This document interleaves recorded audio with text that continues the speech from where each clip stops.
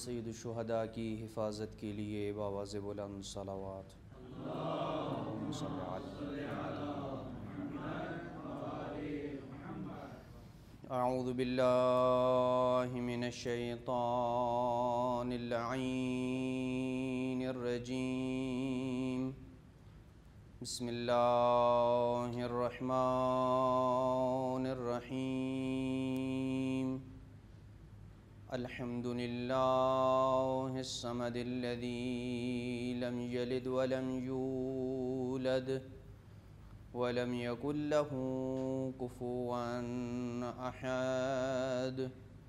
الصلاة والسلام علی سیدنا وحبیبنا وطبیب قلوبنا ومزکی نفوسنا ابی القاسم محمد۔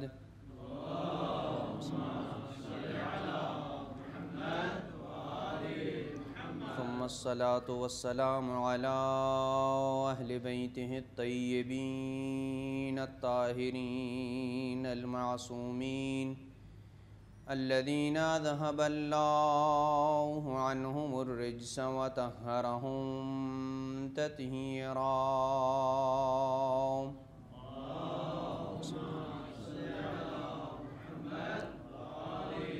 ورحمة الله على أحبابهم وشيعتهم ومواليهم أجمعين، ولعنة الله على أعدائهم ملعونين من يومنا هذا إلى أبد الآبدين۔ أما بعد، فقد قال الله سبحانه وتعالى في محكم كتابه: أعوذ بالله من الشيطان اللعين الرجيم، بسم الله الرحمن الرحيم۔ من جاء بالحسنة فله عشر أمثالها،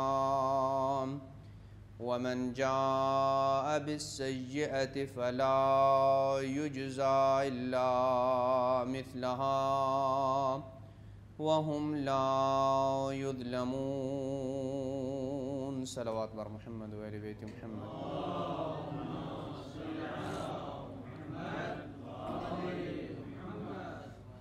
نعرہ تکبیر، نعرہ رسالت، نعرہ حیدری، حسینیت، یزیدیت، بآواز بلند صلوات۔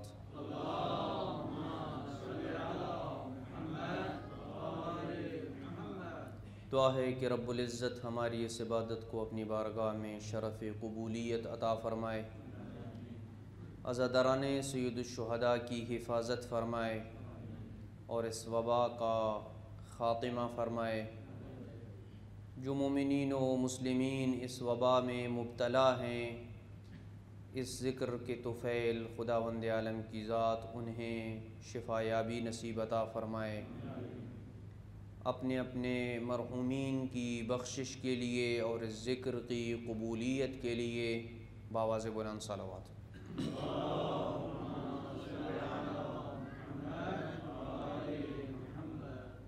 سورہ الانعام کی آیت نمبر 160 میں اللہ سبحانہ و تعالی نے ایک انتہائی اہم ترین مسئلے کی طرف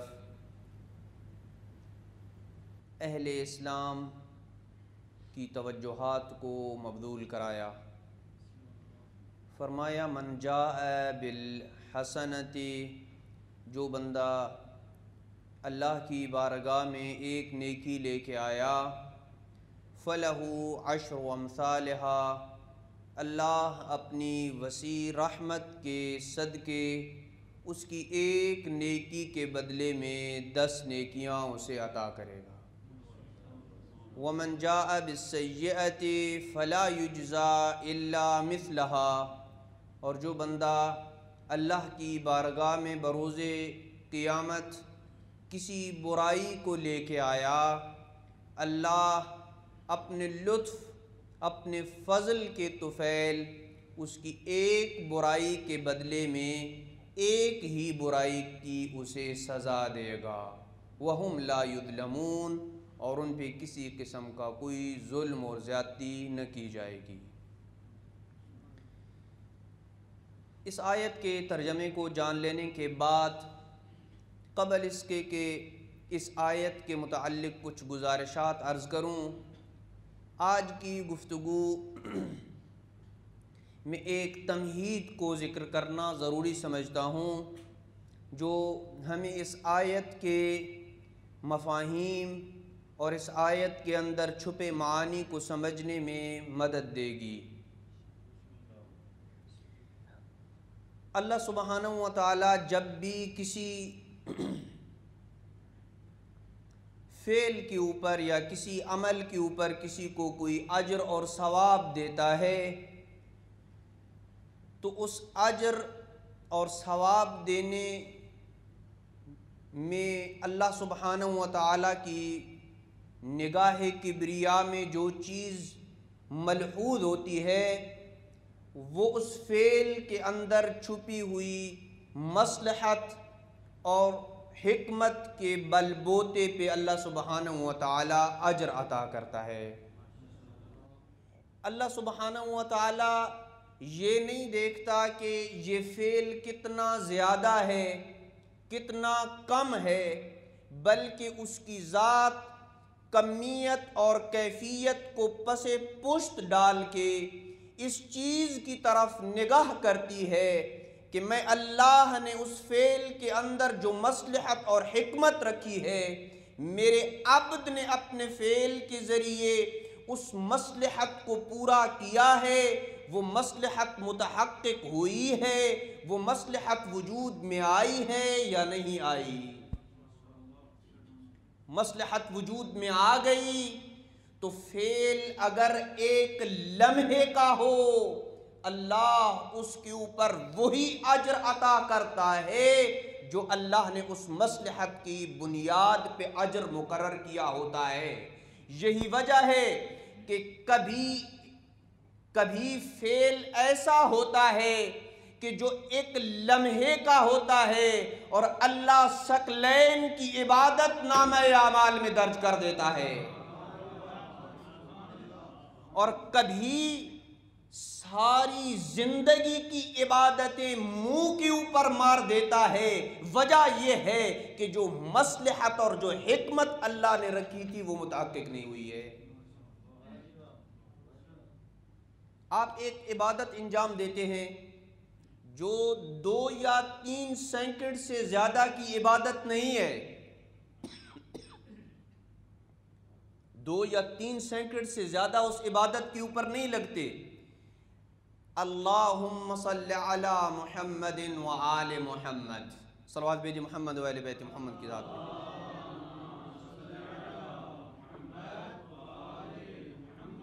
2 یا 3 سیکنڈ لگے ہیں آپ کو اس عبادت کے انجام دینے پہ، لیکن میرے خالق نے، میرے اللہ نے اس عبادت کے اوپر جو اجر اور ثواب لکھا ہے اور جو اجر آپ کے لیے اور موالیان علی ابن ابی طالب اہل اسلام اور اہل ایمان کے لیے مقرر کیا ہے، اس اجر کو ہماری عقول ادراک ہی نہیں کر سکتی۔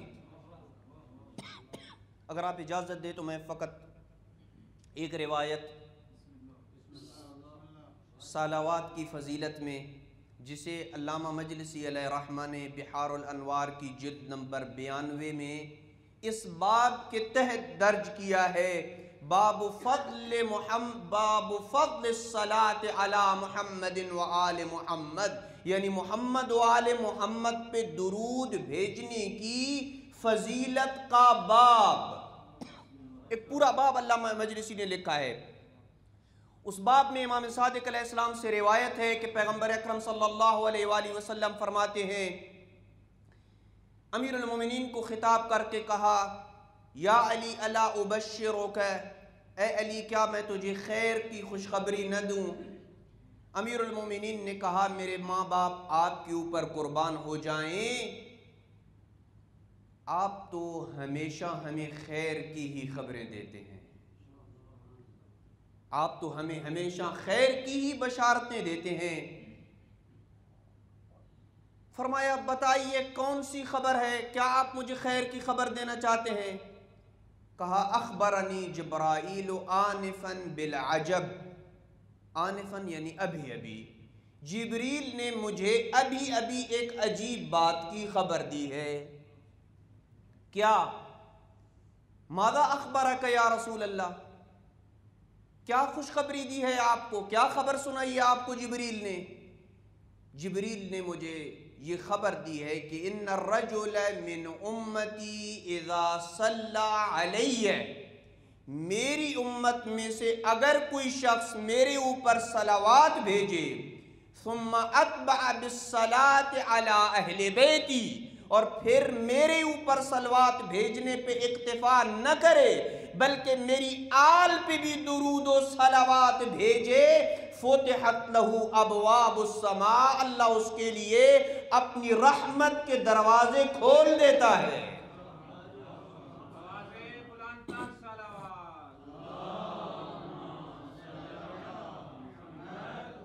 وَصَلَّتْ عَلَيْهِ الْمَلَائِكَةُ السَّبْعِينَ صَلَاةً، ادھر میرا بندہ محمد والے محمد پہ ایک صلوات بھیجتا ہے، اللہ کے ملائکہ اس پہ 70 مرتبہ صلوات بھیجتے ہیں،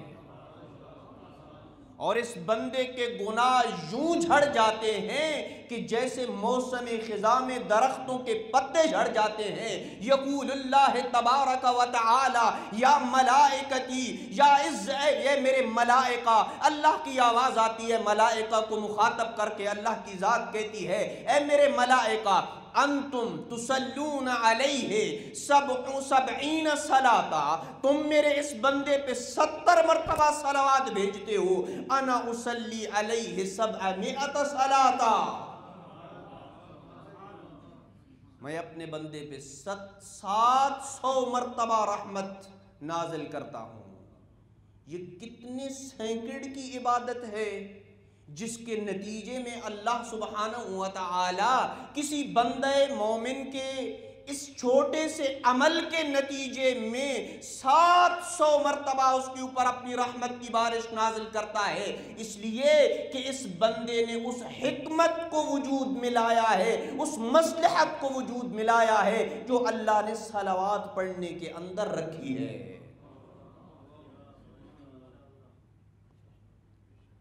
سید الشہداء امام حسین علیہ السلام کی زیارت اور حج، مستحب حج کا آپ مقابلہ کرواتے ہیں یا نہیں کرواتے؟ بلکہ روایات میں مقابلہ موجود ہے۔ یہ ابھی لاسٹ میں جو عرفہ کی زیارت گزری ہے، اگر آپ اس کا اور مستحب حج کا آپس میں مقابلہ کروائیں تو آپ کا کیا خیال ہے؟ سید الشہداء کی زیارت افضل ہے یا مستحب حج افضل ہے؟ ہاں جی، آپ نے یقیناً زیارت کی ہوگی، جو کربلا موفق ہوئی ہیں خدا انہیں مزید عاشور کی زیارت کے لیے موفق فرمائے، جو کربلا نہیں جا سکا اس نے یقیناً نجف اشرف میں بیٹھ کے مولا کی زیارت کی ہوگی۔ آپ کا یہاں نجف میں بیٹھ کے ہر سال زیارت سید الشہداء انجام دینا یا کربلا کی سرزمین پہ روز عرفہ امام حسین کی زیارت انجام دینا یہ افضل ہے، یا ہر سال آپ کا حج بیت اللہ انجام دینے کے لیے مکہ میں مستحب حج کرنا یہ افضل ہے؟ کیا افضل ہے جی؟ آپ کہیں گے کہ روایات میں یہی ہے کہ حج کی نسبت، مستحب حج کی نسبت زیارت سید الشہداء افضل ہے۔ کتنی افضلیت ہے میں بیان کر رہا ہوں، لیکن اگر عمل میں مشقت کو دیکھنا ہے تو مستحب حج میں مشقت زیادہ ہے یا زیارت سید الشہداء میں مشقت زیادہ ہے؟ حج میں یقیناً مشقت زیادہ ہے، جو افراد گئے ہیں انہیں پتہ ہے حج واجب ہو یا مستحب ہو عمل وہی انجام دینا پڑتا ہے، عرفات میں اتنا ہی ٹائم لگتا ہے، مینا اور مزدلفہ اور اتنی ہی مشقتیں انجام دینی پڑتی ہیں، خرچہ پاکستان سے اپنے ملک سے مکہ جانے کا اتنا ہی خرچہ ہے تیرا، تو کربلا میں بیٹھ کے 5 یا 10 منٹ میں بغیر کوئی خرچ کیے سید الشہداء کی زیارت کرے، تیرا یہ زیارت کرنا 1000 حج 1000 عمرے راہ خدا میں 1000 حج سے افضل قرار پاتا ہے۔ کیوں؟ وجہ کیا ہے؟ اس لیے کہ سید الشہداء کی زیارت جیسے مختصر عمل میں جو اللہ نے حکمت رکھی ہے، جو اللہ نے مصلحت پوشیدہ کر دی ہے، تیرے 5 منٹ یا 10 منٹ کے اس عمل سے وہ مصلحت متحقق ہو گئی ہے۔ اس وجہ سے 1000 حج کا ثواب ملتا ہے، 1000 عمروں کا اللہ ثواب لکھ دیتا ہے۔ بلکہ شیخ عباس قمی نے مفاتیح الجنان اور دیگر زیارات کی کتابوں میں یہ درج کیا ہے کہ عرفہ کے دن سید الشہداء کے گنبد کے نیچے ہونا یہ عرفات میں ہونے سے افضل ہے۔ ایسی ہے یا نہیں ہے؟ وجہ کیا ہے؟ وہی نکتہ۔ اور بعض اوقات ایسے ہوتا ہے کہ توجہ میری طرف کیجئے گا، بعض اوقات ایسے ہوتا ہے کہ جو عمل آپ انجام دینا چاہتے ہیں، جس میں اللہ نے وہ مصلحت رکھی ہوتی ہے، وہ عمل آپ چھوڑ کے کوئی اور عمل آپ انجام دیتے ہیں جس سے وہی مصلحت متحقق ہو جائے، تو اس چھوڑے ہوئے عمل کا ثواب بھی اتنا ہی ملتا ہے۔ شاید توجہ نہیں کی۔ میں اس کو ایک تاریخی واقعے کی روشنی میں اگر بیان کروں تو شاید زیادہ سمجھ آئے گا۔ صلوات بھیجیں محمد و اہل بیت محمد کی ذات پہ۔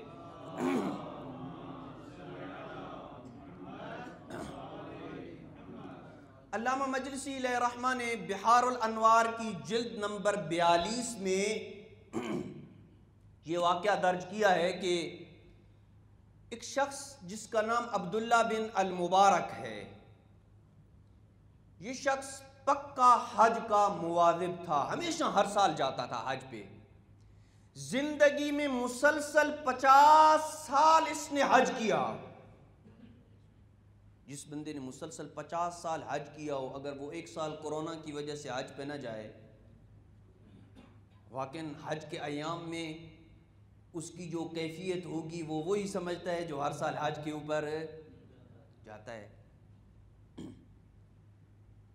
50 سال مسلسل حج کیے۔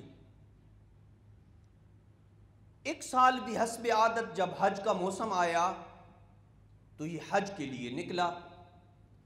بازار کوفہ میں وہاں آیا جہاں پہ سواریاں بکتی تھیں، فروخت ہوتی تھیں۔ اس نے اپنے گھر سے 500 دینار سونے کے اٹھائے کہ جاتا ہوں کوفہ کے بازار سے کوئی اچھی سواری اونٹ خریدتا ہوں تاکہ میں حج کے سفر کے لیے حسب عادت اس سال بھی نکل سکوں۔ عبداللہ بن مبارک کہتا ہے کہ میں چل رہا تھا، میں نے دیکھا کہ ایک کوڑے کرکٹ کے ڈھیر پہ ایک خاتون ہے جو مکمل حجاب کی حالت میں ہے، اور ایک مرغابی پڑی ہے مری ہوئی، اور یہ اس کے پروں کو صاف کر رہی ہے۔ اس کا تعجب بڑا، یہ آہستہ آہستہ اس کے قریب ہوا، کہا اے کنیز خدا تو یہ کیا کر رہی ہے؟ اس مری ہوئی مردہ مرغابی کو تم کیا کرے گی؟ اس نے کہا تجھے جس کام سے سروکار نہیں ہے اس کے متعلق مت پوچھ۔ یہ کہتا ہے اس خاتون کا یہ جملہ میرے دل کے اوپر کافی اس نے اثر کیا، میں نے کافی اصرار کیا۔ جب میرا اصرار بڑھا تو اس نے کہا تیرے اصرار نے مجھے مجبور کیا ہے کہ میں اپنا راز تجھے بتاؤں۔ حقیقت یہ ہے کہ میں ایک سید زادی ہوں، میرا شوہر حال ہی میں دنیا سے رخصت ہو گیا، میری 4 بچیاں ہیں، اور ہمارے پاس آج 4تھا دن ہے، کھانے کو ہمارے پاس گھر میں کچھ نہیں ہے، فاقے ہمارے گھر چل رہے ہیں۔ اب ہم اس اضطرار کی منزل پہ پہنچ چکے ہیں کہ مردہ کھانا ہمارے لیے حلال ہو چکا ہے۔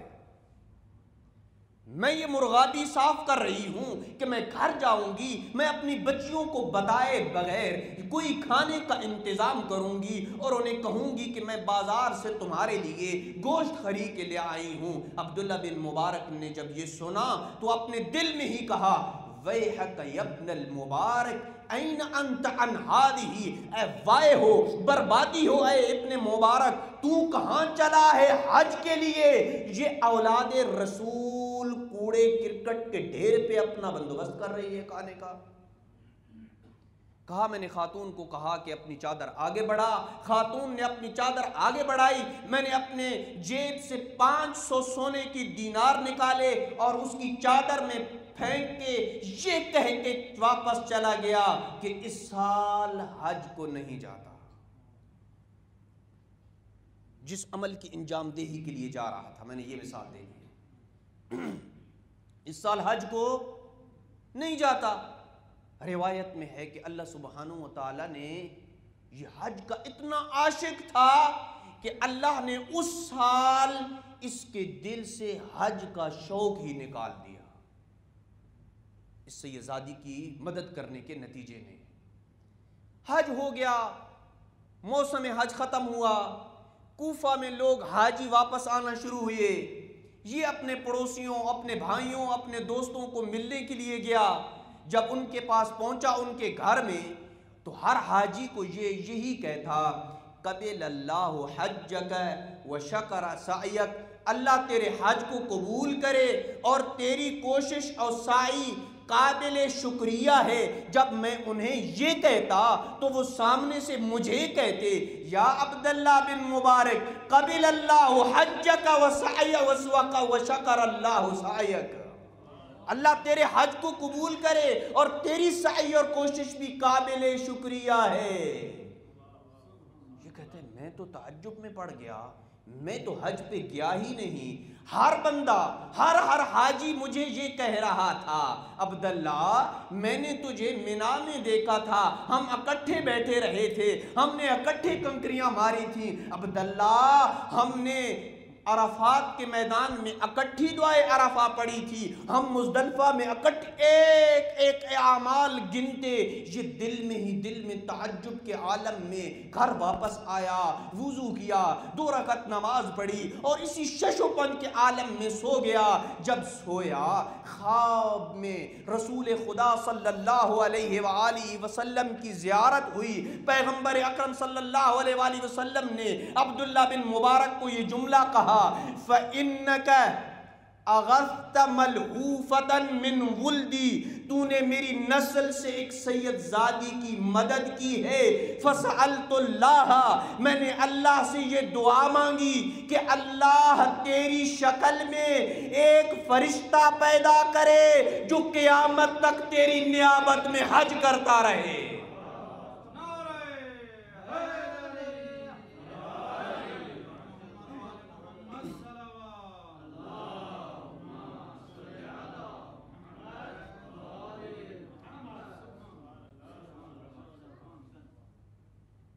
تحج ام لم تحج، ان شئت تحج وان شئت لم تحج، تو چاہے تو حج کر، تو چاہے تو حج نہ کر، تیرا ہر سال حج پکا ہے۔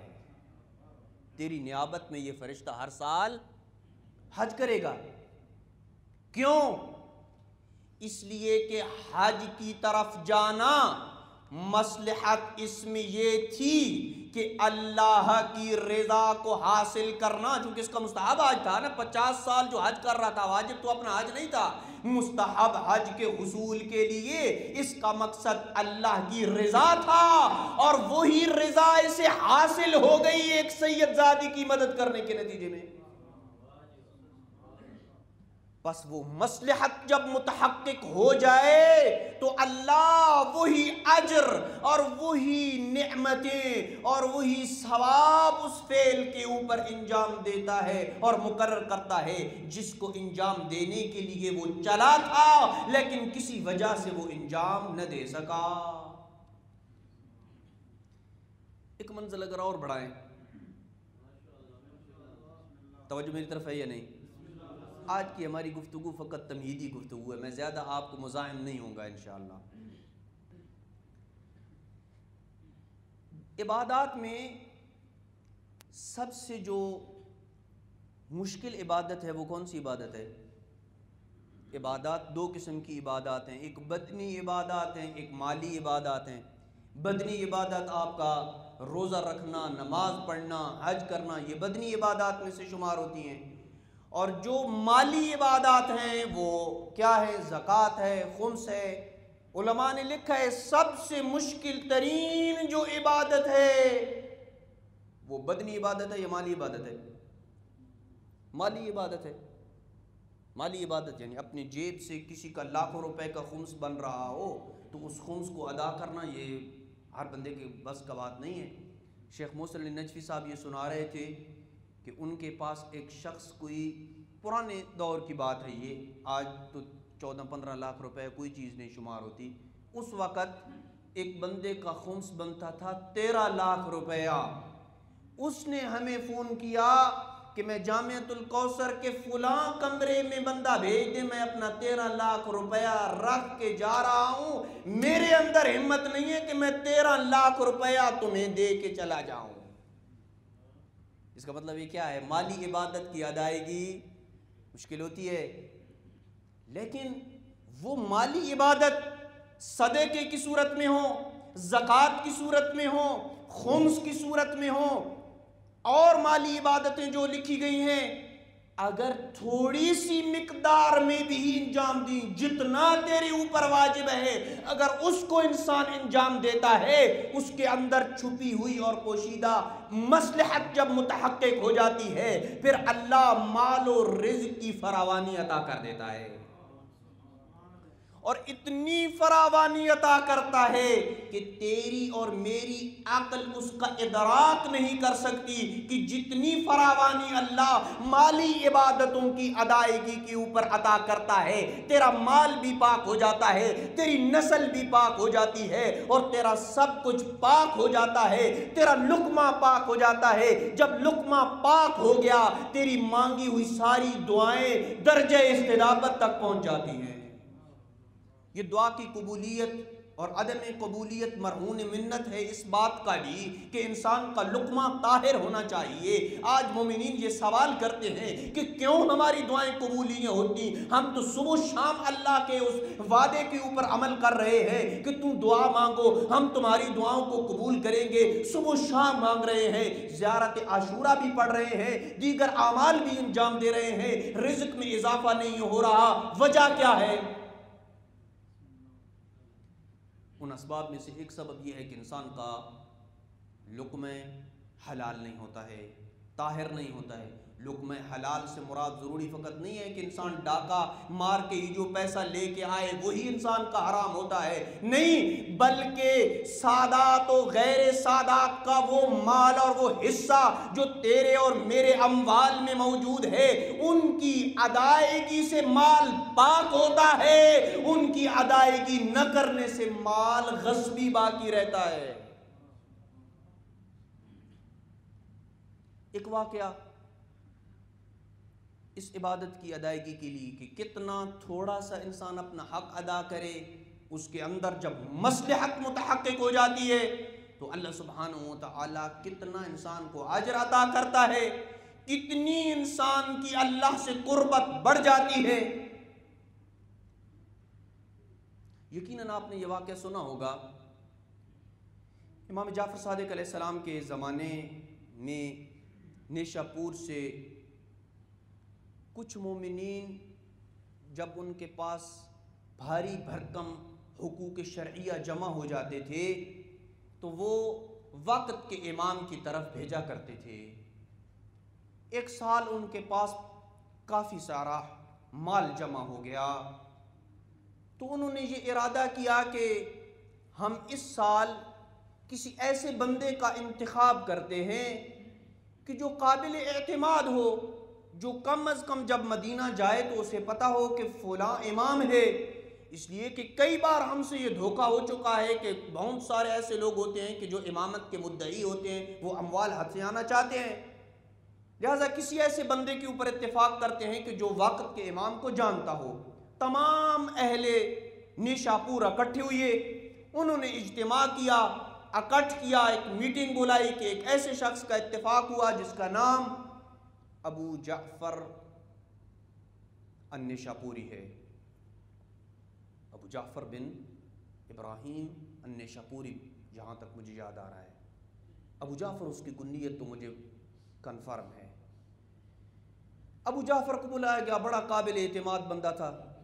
کہا ابو جعفر ہم آپ کو یہ ذمہ داری دینا چاہتے ہیں کہ تم ہمارا یہ بھاری بھرکم، ہمارے پاس خمس ہے، حقوق شرعیہ ہیں، 30,000 دینار سونے کے تھے اور 50,000 درہم چاندی کے تھے اور 2,000 سوٹ تھا، یعنی کپڑوں کے ٹکڑے، انسلے سوٹ کہیں یا آپ کیا اپنی زبان میں کہتے ہیں اس کو، یعنی انسلے کپڑے تھے، 2,000 پارچہ جسے کہتے ہیں وہ تھے۔ کافی مال اکٹھا ہوا، اس نے تیاری شروع کی۔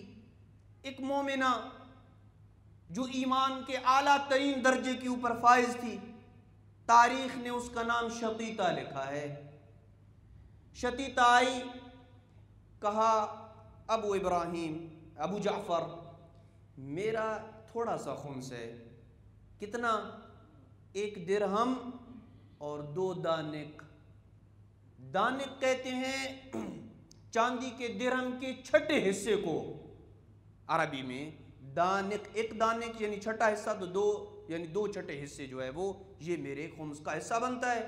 اور ایک میرا ہاتھ کا بنا ہوا کپڑا ہے جس کا طول 25 ہاتھ ہے، اس کا خمس یہ ہے جو 4 درہم بنتا ہے، اور ایک میرا خالص درہم ہے اور اس کے ساتھ 2 دانک ہیں، یہ تم میری طرف سے جا کے سادے کے آل محمد کو دے دینا۔ توجہ میری طرف ہے یا نہیں؟ اس نے جب یہ دیکھا کہ ایک طرف میرے پاس ہزاروں کے دینار ہیں، چاندی کے میرے پاس ڈھیر لگی ہوئی ہیں، 2,000 پارچہ میرے پاس ہے، کہا کنیز خدا اتنا تھوڑا سا خمس میں لے کے امام کی خدمت میں جاؤں گا؟ مجھے تو آتی ہے شرم، میں تو تیرا یہ مختصر خمس لے کے نہیں جاؤں گا امام کے پاس۔ کہا ان اللہ لا یستحی من الحق، یہی میرے اوپر واجب ہے، اللہ حق سے نہیں شرماتا،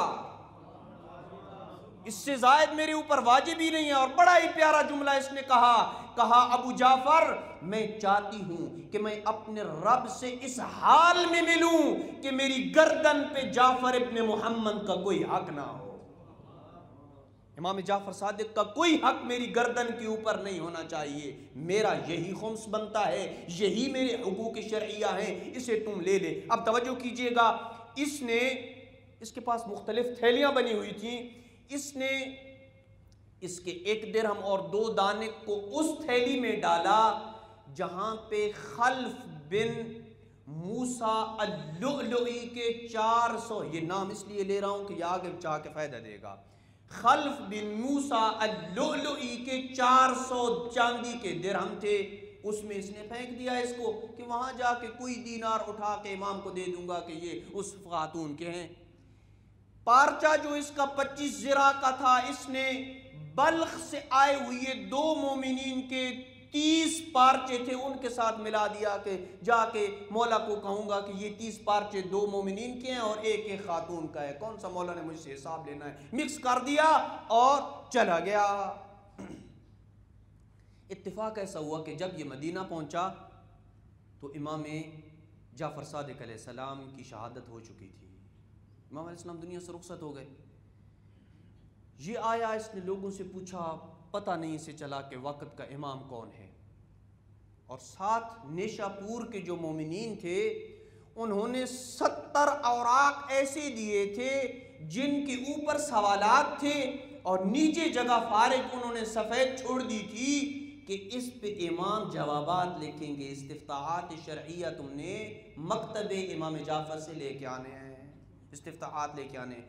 تھیلیوں میں بند کر کے دیے، اوپر سے گرہیں لگا دی اور کہا یہ 70 اوراق 1 رات امام کے پاس باقی رہنے چاہیے، جب صبح تم جاؤ گے تو امام علیہ السلام سے یہ تھیلیاں جب واپس لوگے، اگر ان کی گرہیں کھلی ہوئیں تو اپنا مال لے کے واپس آ جانا، اگر یہ گرہیں کھلی ہوئی نہ ہوئی تم اپنے اوراق نکال کے چیک کرنا، اگر ان پہ مہر کے ساتھ جوابات موجود ہوئے تو مال دے دینا، یہی جعفر ابن محمد ہوگا۔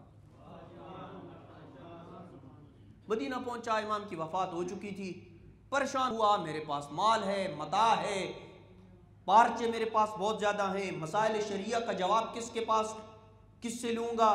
شش و پنج کے عالم میں پیغمبر اکرم صلی اللہ علیہ وآلہ وسلم کی قبر پہ آیا اور بہت گریہ کیا، خطاب کر کے کہا ختمی مرتبت کی قبر کو، کہا یا رسول اللہ اب میں کہاں جاؤں؟ کیا میں ان سوالات کے جواب یہودیوں سے پوچھوں، مجوسہ سے پوچھوں، نصارہ سے پوچھوں، نواسب کے فقہا سے پوچھوں؟ کوئی رستہ تو میں بتائیے کہ میں کہاں جاؤں؟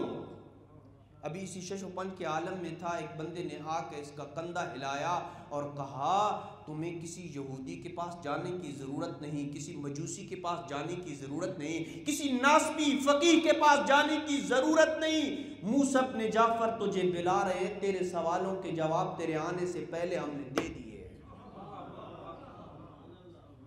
تیرے سوالوں کے جواب موجود ہیں، اپنی تھیلیاں لے کے میرے پاس آؤ۔ یہ اٹھا، امام کی خدمت میں آیا، امام نے کہا انا حجت اللہ، میں اللہ کی حجت ہوں، تیرا نام ابو جعفر بن ابراہیم النیشا پوری ہے۔ اطمینان دل کو آیا، کہا تھیلیاں مجھے دو۔ توجہ کیجیے گا اسی جملے کے اوپر، تھوڑا جس میں مصلحت متحقق ہو جائے انسان کو اجر ملتا ہے اور قربت الہی کا حصول ہوتا ہے۔ تھیلیاں میری طرف کرو۔ امام علیہ السلام نے تھیلیاں لی، کھولا، 30,000 دینار کو ایک سائیڈ پہ رکھا، 50,000 چاندی کے درہم کو امام موسیٰ بن جعفر نے ہاتھ میں لگایا، تھیلی میں سے ایک درہم اور 2 دانک نکال کے کہا ابو جعفر ہذہ درہمھا، یہی شقیقہ کا درہم ہے یا نہیں؟ یہی شقیقہ کا درہم ہے؟ کہا ہاں یہی شقیقہ کا درہم ہے۔ پھر سائیڈ پہ رکھا اور پارچوں والی وہ تھیلی اٹھائی جس میں 2 بلخی بھائیوں کے 30 پارچے تھے۔ کہا کیا یہ وہی تھیلی ہے کہ جس میں 2 بلخی بھائیوں کے 30 پارچے ہیں اور اس میں ایک پارچہ شتیتا کا ہے جس کا طول 25 ذراع ہے؟ یقین ہو گیا کہ اس کو یہ کون ہے؟ یہی وقت کا امام ہے۔ اب آئیے میں نص عربی کی وہ پڑھنا چاہتا ہوں اگر آپ اجازت دیں کہ جو امام موسیٰ بن جعفر نے پڑھی ہے، صلوات بھیجیں محمد والے بیت محمد کی ذات پہ۔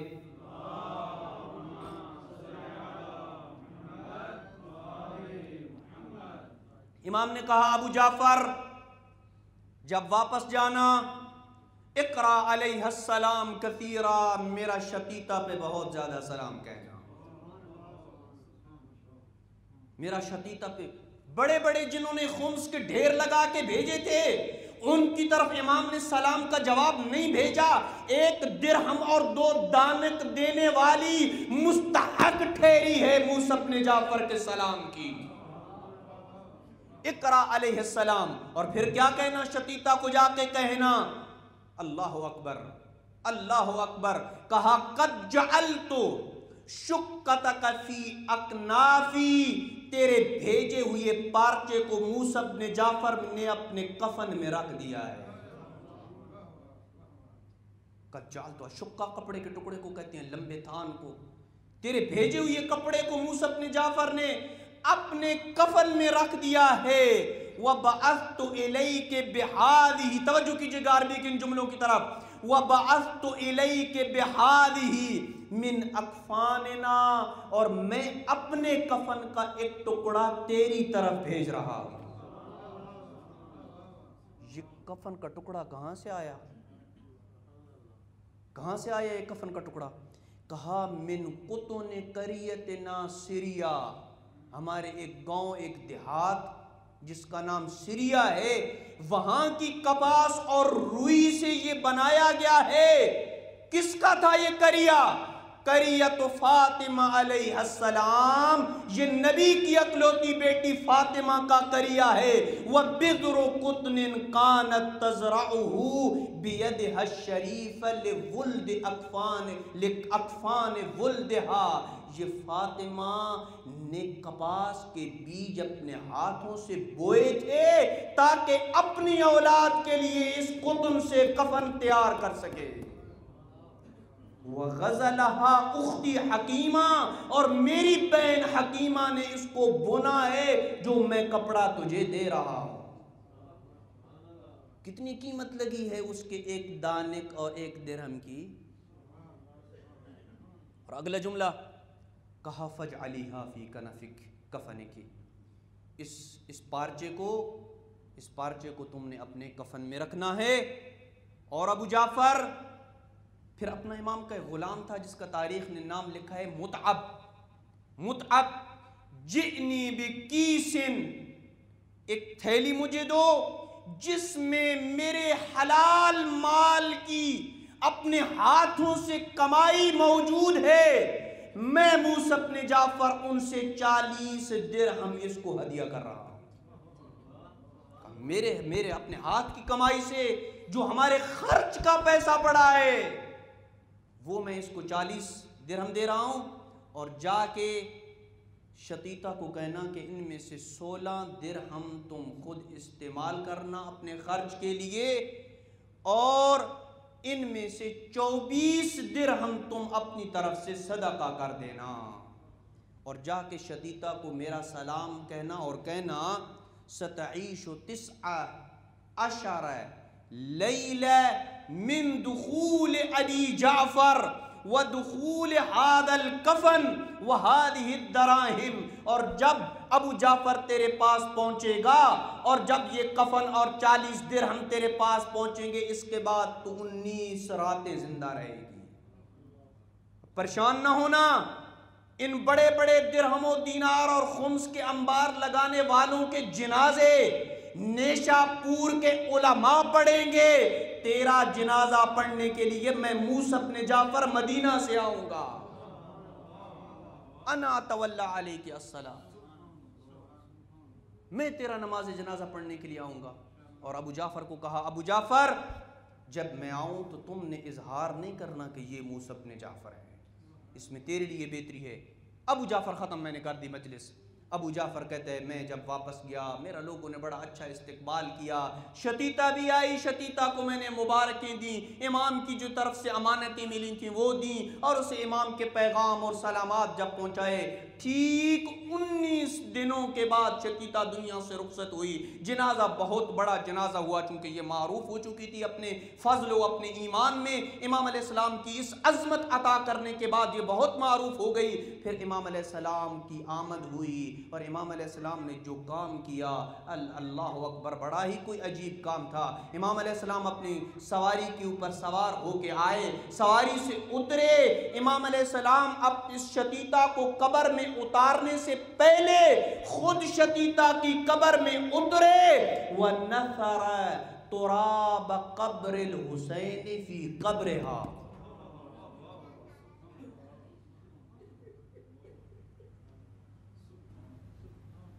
سید الشہداء کی قبر کی خاک شتیتا کی قبر میں امام علیہ السلام نے بکھیر دی۔ کیا وجہ تھی؟ اس لیے کہ شتیتا کے دیے ہوئے درہم و دینار میں اتنا اخلاص تھا کہ جو اخلاص شاید اوروں میں ہو، اور اسی اخلاص کی اگر آپ نے مثال دیکھنی ہو تو کربلا میں اخلاص کی ساری مثالوں کی حدیں ختم ہو جاتی ہیں۔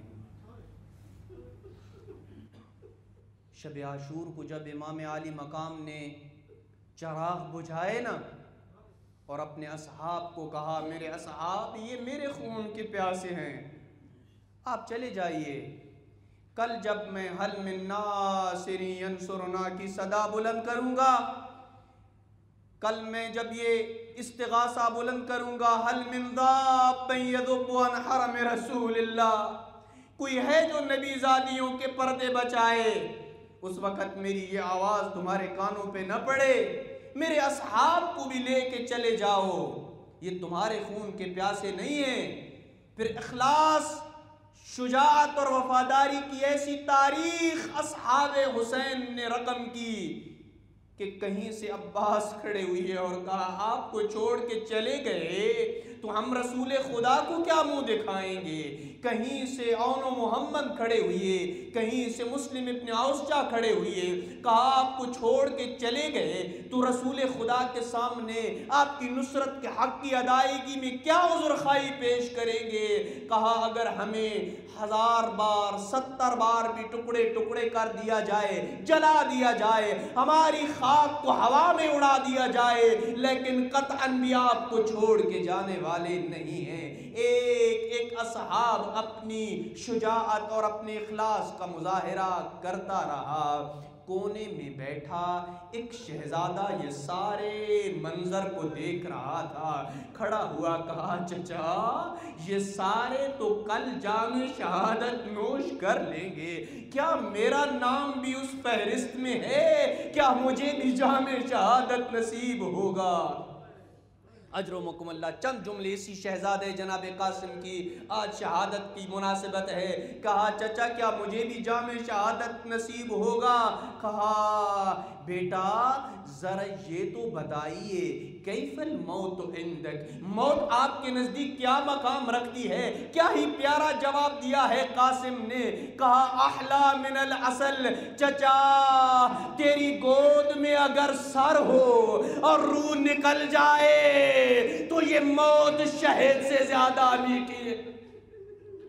اجرکم اللہ. کہا ہاں میرے لال کل تیری بھی شہادت ہوگی اور تیرے چھوٹے بھائی اصغر بھی جام شہادت نوش کرے گا. اپنا سننا تھا, خوش ہوئے. قاسم نے اپنا سنا, بہت خوشی محسوس کی, لیکن جب علی اصغر کی شہادت کا سنا ہاشمی غیرت تڑپی. کہا چچا کیا قوم اشقیاء خیموں میں آ جائیں گے؟ اے قاسم میں کہوں گا تیری غیرت کو سلام. اور تو نے تصور کیا آج عباس بھی زندہ ہے, تو یہ تصور کر کے برداشت نہ کر سکا. آج قاسم عباس بھی زندہ ہے, علی اکبر بھی زندہ ہے, دیگر ہاشمی جوان بھی زندہ ہے, عباس بھی زندہ ہے, لیکن آج تو یہ برداشت نہ کر سکا. کل جب شام غریبہ ہوگی وہ ظالم خیموں میں آئیں گے, ایک بی بی دوسری بی بی کے پیچھے اپنا پردہ بچا رہی ہوگی. ایک بی بی دوسری بی بی کے اپنے پیچھے پردہ چھپا رہی ہوگی. یلدن بعضہن ببعض, اور ایک بی بی دوسری بی بی کے پیچھے چھپ کے اپنی چادر کا پردہ بنا رہی ہوگی. عزادارو دفتر قربانی کھلا, 10 محرم کا دن آیا, اصحاب نے ایک ایک کر کے قربانیاں دیں. جب اصحاب با وفا چل گزرے, اب آ گئی بنو ہاشم کی باری. بنو ہاشم کے جوان بھی ایک ایک ہو کے قربان ہونے لگے. قاسم آہستہ آہستہ اپنے چچا کے پاس آئے اور کہا حلی من رخصت, چچا مجھے موت کی اجازت مل سکتی ہے؟ کہا نہیں میرے حسن کے یتیم, تم حسن کی امانت ہے, جہاد تم پہ فرض نہیں ہے, تمہیں موت کی اجازت نہیں مل سکتی. منتیں کر رہا ہے. مورخین نے لکھا ہے جعل الغلام یقبل یدیہ ورجلیہ, وہ کبھی چچا کے ہاتھوں کا بوسہ لیتا, کبھی قدموں پہ ہاتھ رکھتا. وہ تجھے اکبر کی جوانی کا واسطہ, وہ تجھے اصغر کی کمسنی کا واسطہ, وہ مجھے موت کی اجازت. اجرکم اللہ, مجھے موت کی اجازت دے دیجئے. اجازت نہ ملی. عزادارو سن سکو گے قاسم مایوسی کی حالت میں جا کے ایک خیمے کے دروازے پہ جا کے بیٹھ گیا. یہی سوچ رہا تھا سارے قربان ہو جائیں گے, میں کیا کروں گا. اسی عالم میں بابا کی واقعی وصیت یاد آئی. کہا قاسم جب کبھی زندگی میں مشکل بات پڑ پڑے, کوئی مشکل مرحلہ آ جائے آئے، میں یہ وصیت تیرے بازو پہ باندھ رہا ہوں، اسے کھول لینا۔ قاسم نے کہا اس سے بڑھ کے کوئی مشکل مرحلہ نہیں ہو سکتا۔ وصیت کو کھولا، آئے چچا کے پاس، کہا چچا یہ میرے بابا کی آخری وصیت ہے۔ غریب کربلا نے 10 سال پرانی تحریر کو کھولا، آنکھوں سے لگایا، تحریر تھا میرے حسین 61 ہجری کا کربلا ہوگا، اور میں تو نہیں ہوں گا، اور میری قاسم کی قربانی قبول، میرے قاسم کی قربانی کو قبول کر لینا۔ عزادارو منظر عجیب بنا، قاسم نے اپنے دونوں باہیں مولا کی گردن میں ڈالی، عزادارو غریب نینوا نے بھی ہاتھ بڑھائے، چچا بھتیجا اتنا روئے، غش کر کے زمین پہ گر گئے، غش کر کے زمین پہ گر پڑے۔ عزادارو افاقہ ہوا، اب قاسم کو میدان کی طرف روانہ کرنے کی جو تیاری کا منظر ہے، ذرا میری طرف توجہ کیجئے گا۔ آؤ کس طرح حسن کے یتیم کو الوداع کر رہے ہیں غریب نینوا۔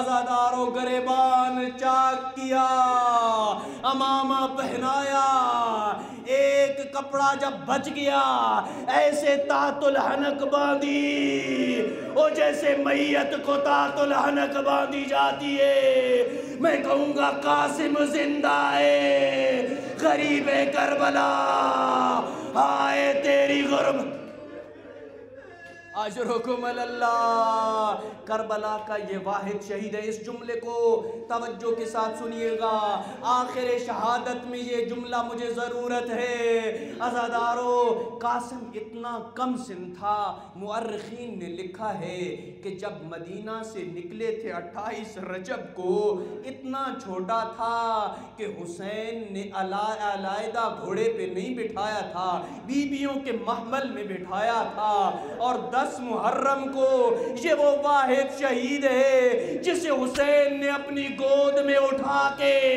گھوڑے کی زین پہ سوار کیا، تلوار باندھی، اتنا چھوٹا تھا، تلوار زمین پہ خط کھینچ رہی تھی۔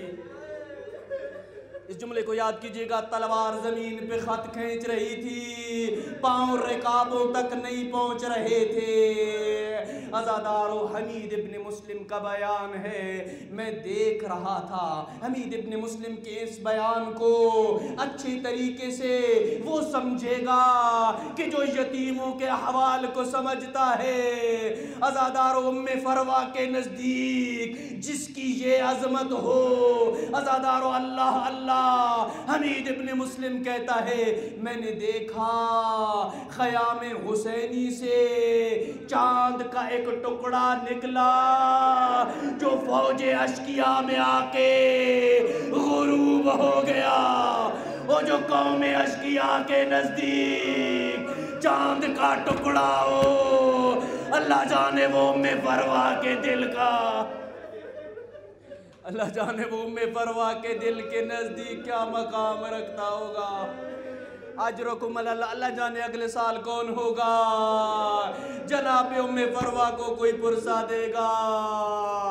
اللہ یا اللہ، اللہ اکبر۔ عزادارو کربلا کے جتنے بھی شہداء چلے ہیں نا، حسین اتنی تیاری میں نہ تھے جتنی تیاری میں قاسم کو الوداع کرتے وقت تیار تھے۔ گھوڑے کی لگام میں ہاتھ تھا، انتظار تھا، ابھی میرا بھتیجا مجھے بلائے گا، میں جلدی سے جا کے اپنے بھتیجے کی مدد کروں گا۔ عزادارو میدان میں گئے قاسم، بڑی جنگ کی، ہاشمی جوان نے 35 ملعونوں کو فنار کیا۔ ایک ملعون جو زمانے کا پہلوان تھا، اختل نام لکھا ہے تاریخ نے، آگے بڑھا، عزادارو حسین کے ہاتھ اٹھے، کہا پالنے والے یہ زمانے کا پہلوان ہے، میرا قاسم کم سے نہیں، میرے قاسم کی مدد کرنا۔ حسین کی دعا قبول ہوئی، قاسم نے فنار کیا، اب چاروں طرف سے حملہ ہوا، ایک ملعون نے سر پہ گرز مارا، قاسم سے گر سے زمین پہ آیا، یا اما ادرکنی، او چچا میری مدد کو آئیے۔ کسی شہید کی مدد کے لیے حسین اتنی تیزی سے نہ گئے جتنی تیزی سے قاسم کی مدد کے لیے گئے۔ عزادارو زمین کربلا پہ کچھ منظر عجیب بن چکا تھا۔ قاسم ایڑیاں رگڑ رہے تھے، حسین بجلی کی تیزی سے آگے بڑھا، قاتل قاسم کے ہاتھ پہ وار کیا، اس کا ہاتھ کٹا، اس نے ندا دی مجھے حسین کے غضب سے بچاؤ۔ 200 گھوڑا سوار آگے نکلا، مشرق کے گھوڑے مغرب کو، مغرب کے گھوڑے مشرق کو دوڑے، او چچا میری مدد کو آؤ۔ اجرکم اللہ، چچا میری مدد کو آؤ۔ غبار اٹھا، حسین لاش قاسم پہ پہنچے، عجیب جملہ کہا، قاسم بیٹا مجھے معاف کر دینا، تو نے مدد کے لیے بلایا تھا اور میں تیری مدد کو نہ پہنچ سکا۔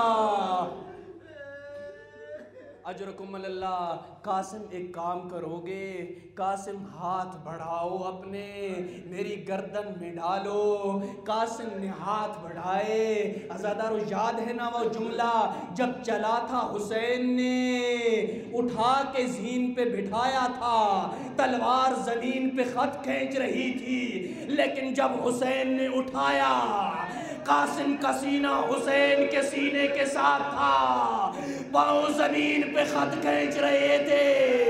علماء نے وجہ لکھی ہے، جب مشرق کے گھوڑے مغرب کے گھوڑے مشرق کو دوڑے، قاسم کے جسم کے بند کھل گئے،